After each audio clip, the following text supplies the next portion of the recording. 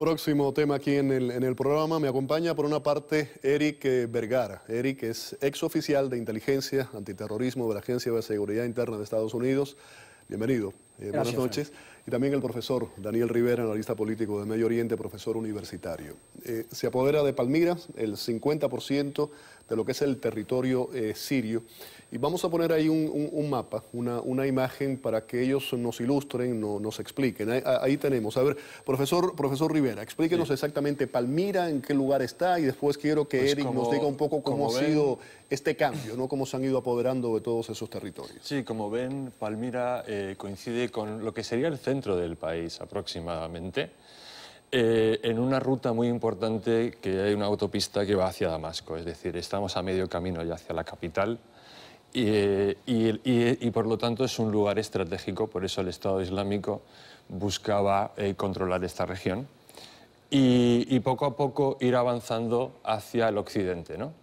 Hacia lo que sería la ciudad de Damasco, que está un poco más al sur, no sé si lo ven abajo del mapa.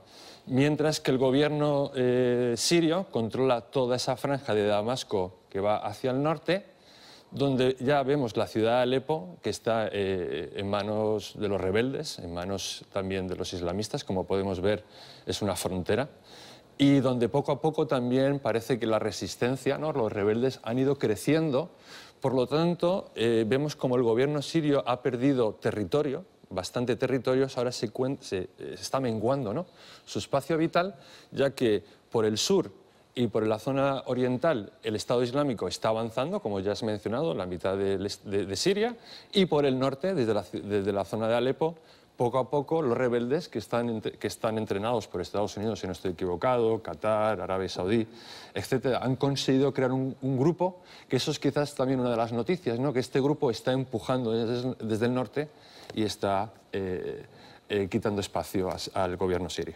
Eric Vergara, desde el punto de vista, volvemos con el mapa, por favor, desde el punto de vista de inteligencia, de la seguridad interna, ¿cómo se maneja eso? Muy buen asesoramiento por parte del profesor, porque como dijo el profesor, una de las claves aquí de esta operación por parte de ISIS al tomar Palmira fue, número uno, el control de una red de carreteras que les va a ofrecer a ellos una ventaja estratégica y a la misma vez logística, porque le va a permitir a ellos mover abastecimiento, armamento, al igual que cualquier tipo de adición de milicianos que quieran viajar de Ramadi y otras partes de Irak hacia el territorio operativo de ellos. Ya tomaron la prisión de Talmud, que ahí estaban albergados disidentes del régimen de Bashir al-Assad. Pero esto es una situación seria. Cuando ellos tomaron el último campamento de Yarmouk de palestinos, yo digo en uno de los segmentos que Bashir al-Assad iba a tener que examinar seriamente sus opciones, porque tenía una fuerza suní extremista al máximo, viéndoseme hacia un régimen alawita, y muchas personas pensaron que era un asesoramiento un poco incrédulo de mi parte, pero Bashir al-Assad no va a poder contener a ISIS porque cuando esta operación comenzó, yo recomendé implementar aproximadamente 30.000 tropas estadounidenses al área para operaciones de estabilidad, de seguridad en el área. Y ahora estamos viendo que mientras esto se va propagando por una estrategia militar bastante frívola por parte de la administración de Obama, ya vamos a comenzar a necesitar cifras convencionales de tropas estadounidenses en el área. Que cifras convencionales, por definición militar, son mínimo 100.000 tropas. 100.000. 100.000. Te voy a explicar por qué, Félix. Porque cuando la operación comenzó, que habían solamente 3.000 soldados, que es lo que hay ahora en Irak, de asesoramiento de especialidad militar, de fuerzas especiales. Yo dije que las 30.000 tropas eran para acción directa, para contener a ISIS y asistir al ejército militar en las operaciones de combate urbano. Eso iba a forzar a ISIS hacia las partes abiertas del país para que los bombardeos tácticos funcionaran más efectivamente. Pero lo que están haciendo es que están tomando control de estas ciudades como Ramadi, están tomando control de esta ciudad como la de hoy, y entonces cuando toman la ciudad, estas ciudades se convierten en campos de reclutamiento para ellos. ¿Por qué? Porque son ciudades como Ramadi, por ejemplo, en Irak, que son de poblaciones suníes que desgraciadamente están comenzando a ver a ISIS como su única voz dentro de Irak, porque la representación política dentro de Irak completa es chiita. Y ya Irán controla el parlamento iraquí. Hablabas de Bashar al-Assad, se vio también la quema de una imagen de Bashar al-Assad. Los dos, profesor, ISIS, Bashar al-Assad, son enemigos de Estados Unidos. Ahora, ¿cómo se reacciona? ¿Cuál debe ser la estrategia de Estados Unidos ante estas ISIS y Bashar al-Assad? ¿Se pacta con Bashar al-Assad? ¿Cómo se hace? Bueno, yo creo que la estrategia, por lo que ya estamos viendo, es que no están haciendo nada por el régimen de Bashar. Yo creo que la estrategia, a mí me da la impresión que antes que acabar con ISIS parece que interesa acabar antes con el régimen de Bashar. Yo supongo que al régimen, a los Estados Unidos le interesaría poder negociar con el régimen sirio, pero eso, por un lado, ha traído muchos problemas con la oposición, que ya no reconoce en absoluto el poder y su legitimidad, y el régimen también ve en este tipo de negociaciones que perdería totalmente más todavía la legitimidad, así que no se va a dar. Entonces, es extraño, ¿no? Yo creo que lo que se debería hacer es entrenar, por supuesto, al ejército iraquí, y en el caso de Siria este es el dilema. ¿Qué hacemos? O sea, ocupamos Siria. Evidentemente yo no estoy a favor de entrar las tropas sigue allí. la pregunta de quién es la oposición también. Efectivamente, y no, hemos conseguido que la oposición avance desde el norte, ya hemos dicho, pero ¿qué va a ocurrir después de Bashar o qué ocurriría después de Bashar? Es una pregunta muy difícil de responder y nadie parece tener todavía una respuesta. Eric Vergara, la misma pregunta, pero desde otro ángulo, ¿cómo se debe proceder? ¿Se debe hacer un pacto con Bashar al-Assad, ir contra ISIS o todo lo contrario? Mira, un pacto con Bashar al-Assad es un pacto con el diablo, pero déjame hacer un punto aquí que escapa constantemente a la prensa estadounidense. Bashar al-Assad proporcionó la actividad interna de Siria dentro de su propio territorio sirio. Fue una estrategia de Bashar al-Assad, ¿para qué? Para crear una alianza, para crear lealtad dentro de su misma población hacia él ideológicamente en la situación de la seguridad que estaba creando Siria ahí, ISIS en Siria, y eso a Bashar al-Assad le salió el tiro por la culata, como se dice muy comúnmente, porque la situación se ha propagado mucho peor de lo que él esperaba. Entonces, ¿cómo tratamos con esto? Hay solamente dos opciones: o permitimos que los rusos intervengan en Siria. ¿Esa sería una buena opción, profesor? Yo creo que no, sería la peor opción. Estoy de acuerdo, pero te estoy diciendo las dos opciones, claro. No, porque de hecho los rusos han manejado esto desde hace 1 año y medio sin resultados. Han intentado crear una especie de foro de diálogo en Egipto, han intentado reunir a miembros de la oposición con el gobierno y no han llegado a nada. O sea, a mí me gustaría ver vamos a decir, un rol positivo ruso, por supuesto, pero es que no lo ha sido. No lo ha sido. ¿La segunda opción cuál era? Bueno, la segunda opción es una intervención militar por parte de los Estados Unidos. Aquí lo que más puede ser que se proporcione por parte de la administración de Obama es que vea que esto está estabilizando la región. Ya los países suníes árabes están viendo al régimen de Siria como un régimen ilegítimo. ¿Pero por qué no se ha hecho esa intervención? Se hizo en Libia, se ha hecho en otras partes. ¿Por qué no allí? Porque la administración de Obama no quiere tomar una estancia fuerte sobre este grupo terrorista, no quiere violar, no quiere receder la doctrina que él adoptó de salir de Irak lo más antes posible.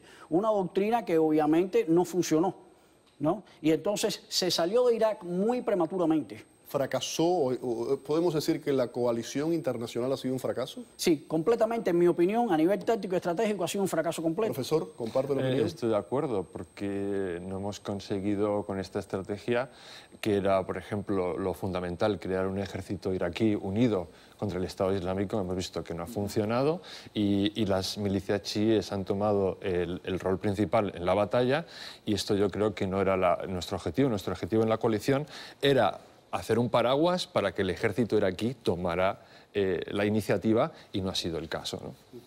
Para que vean la barbarie de ISIS, ¿no? Ustedes han visto imágenes, hemos estado hablando durante mucho tiempo de ese grupo terrorista. Ha ejecutado a un opositor atado a un poste y lo mataron literalmente con una bazucazos. Acabaron con ese señor. Vamos a otro tema, vamos a hablar de Bin Laden, la biblioteca de Bin Laden. ¿Qué sabemos hoy de Bin Laden que no sabíamos antes? Muy buena pregunta. Pues, ¿Qué leía? Por ejemplo, tenía una gran pasión por lo que era la política y la economía francesa. Por lo menos en la biblioteca se reflejaba eso, ¿no? Sí, y bueno, yo la verdad es que no he tenido la oportunidad de ver lo que se ha desclasificado. La verdad es que no te puedo decir mucho. Mira, yo que pasé mucho tiempo persiguiendo a este hombre, que nosotros en código le decíamos Jerónimo. Jerónimo. Jerónimo, sí. porque era una reencarnación de nuestros tiempos modernos del indio Jerónimo y lo que significó para las tropas estadounidenses en los 1800 en los Estados Unidos. Y la operación se llamaba Operación Jerónimo, Este hombre es un misterio, pero te voy a decir una cosa. Hubo un análisis muy claro que se proveyó por un amigo mío que se llama Michael Schubert, que encabezaba la unidad de Bin Laden en la CIA en aquel momento en Afganistán, y él hizo un discurso delante de la Fundación Jamestown, que bueno, le exaltó ciertas emociones, pero él dijo que Bin Laden era un gran hombre. Ahora, vamos, antes que eso se tome fuera de contexto, vamos a la definición en la cual digo yo un gran hombre, no por sus actos, un gran hombre por su dedicación a la causa. Esto fue un hombre que dejó una vida de riquezas y lujos para perseguir una vida de aventura por lo que él creía, que era la única salvación del pueblo musulmán y de la península árabe. Y él enumeró desde el principio las 6 razones básicas por las cuales él estaba. Un hombre de convicciones. Un hombre de convicción. Sí, un hombre que era... Y a la par de esto, ahora acabo de recordar también que él, una cosa nueva que hemos sabido es que él hubiese deseado más ataques después del 11 de septiembre y como no sucedieron, él decía que había perdido un poco el favor de Dios, como había sido por Dios que no lo había conseguido, ¿no? O sea, que había perdido cierto favor del Altísimo. Eso me parece un dato también muy interesante. Eric, también sabemos más, ha aparecido bueno, la biblioteca, información, libros, y hay una serie de solicitudes en las que tenían ahí, es la forma en la que ellos estaban reclutando a terroristas. Entonces, inclusive había una serie de preguntas y de capítulos en las que le decía, ¿usted sería capaz de inmolarse, de cometer un acto suicida? Era una de las preguntas. Y también había una parte en toda esa solicitud en la que decía, en caso de que muera, ¿a quién se le debe avisar? ¿A quién llamar? ¿Qué debemos hacer?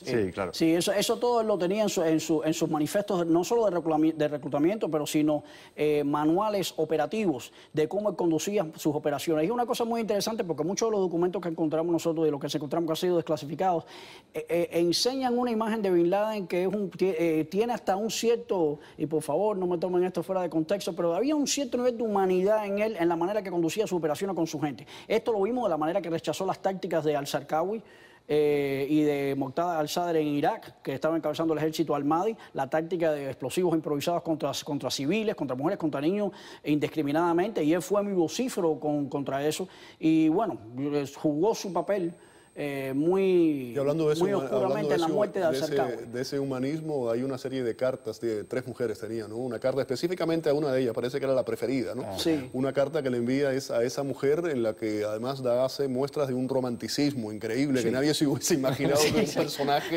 como ese escriba esas cosas. Es como lo digo, es una figura que aunque es odiada por la población americana, por los actos que proporcionó, yo creo que el pueblo estadounidense todavía no se ha establecido internamente en las razones por las cuales estos terroristas nos atacan. Y es una cosa que no se ha estudiado profundamente. Se enactan comités, se crea una comisión del 9-11, se crean todo tipo, se convienen otro tipo de 20 tipos de aspectos. Eso es política. Pero todo es política y es lo que le dicen en inglés smoke and mirrors. Pero verdaderamente no se estudia las razones internas por las cuales estos yihadistas atacan puntos estratégicos de los Estados Unidos. No porque odian a los americanos, odian nuestra política extranjera en la península árabe. El profesor lo sabe. Para otro programa, ¿cuáles son las razones internas que tienen esos yihadistas? Vamos a hacerlo en otro programa. Sería un buen segmento. Claro que sí. Eric, muchísimas gracias, profesor. Gracias por haber estado. Buenas noches. Vamos a la última pausa.